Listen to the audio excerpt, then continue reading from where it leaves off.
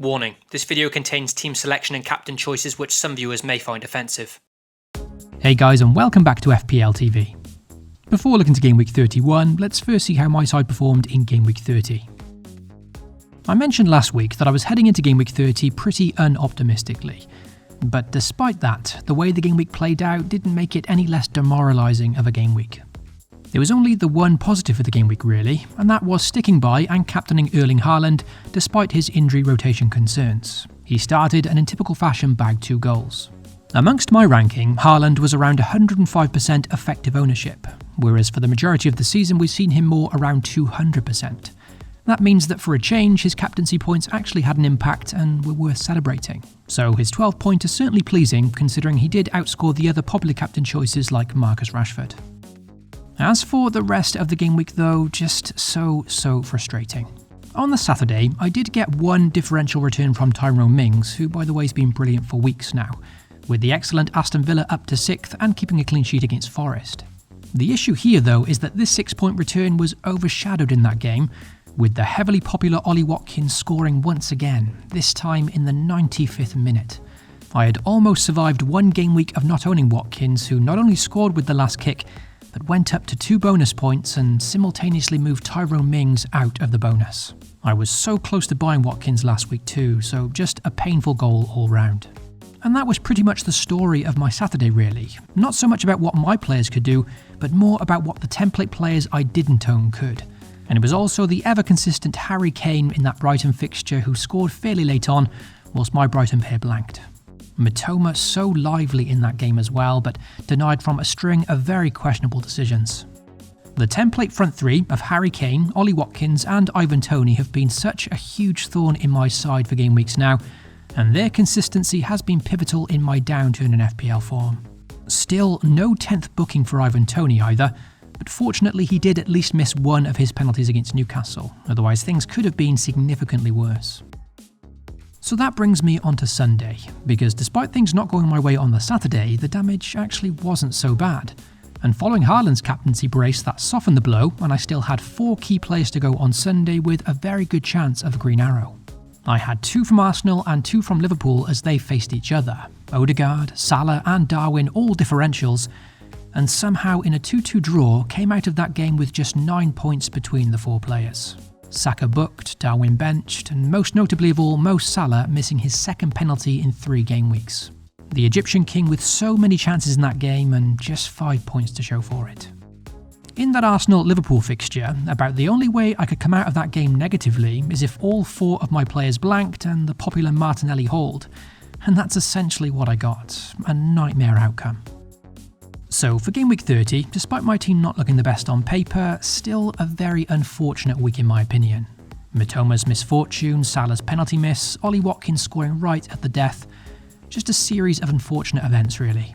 A score of 53 in the end, and in fairness considering I started the week at 345k, the damage wasn't huge, a drop of around 31,000 places to 376k.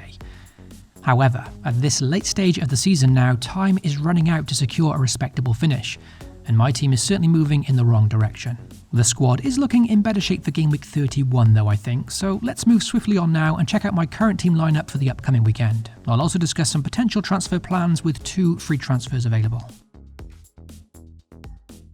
Game Week 31 is set to be another very interesting one for me, where despite Mo Salah and Darwin letting me down last game week, they're once again both differentials this week as their fixtures now take a turn for the better.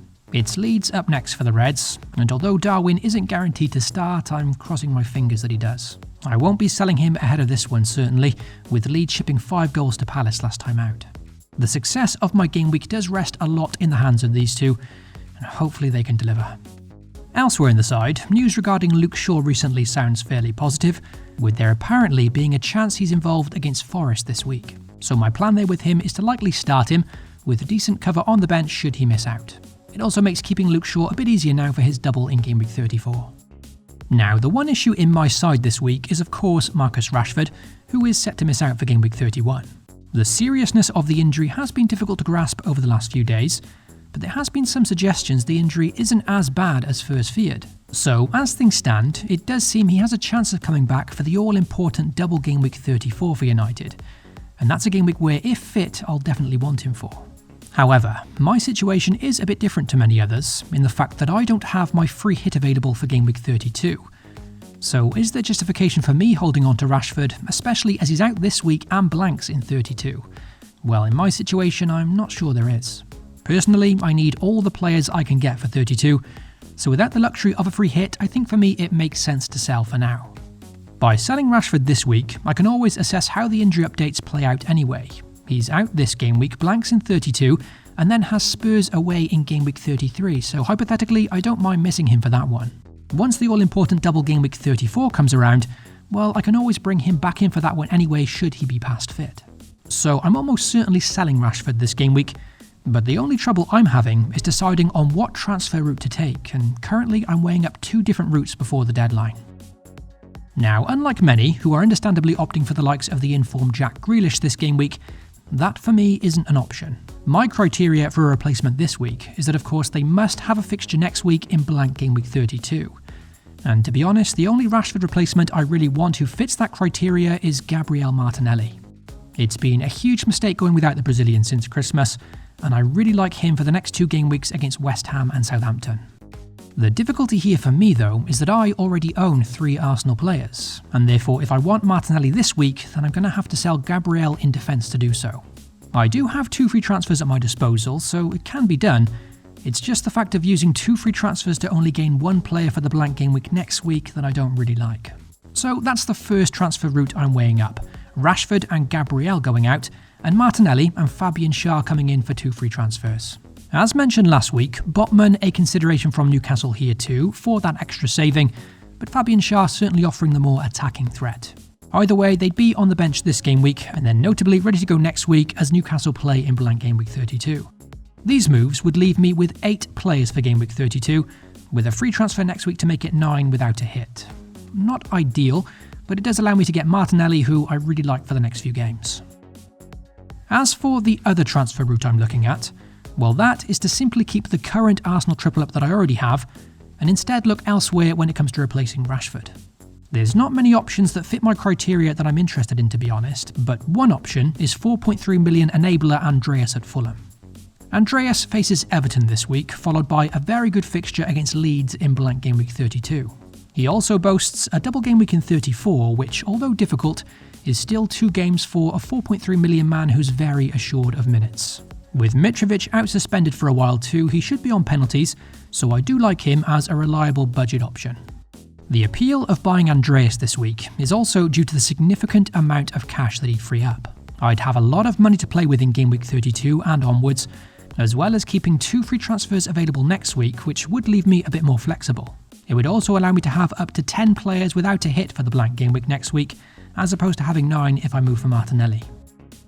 So that's the 2 transfer routes I'm weighing up, but I won't be locking any moves in until deadline day.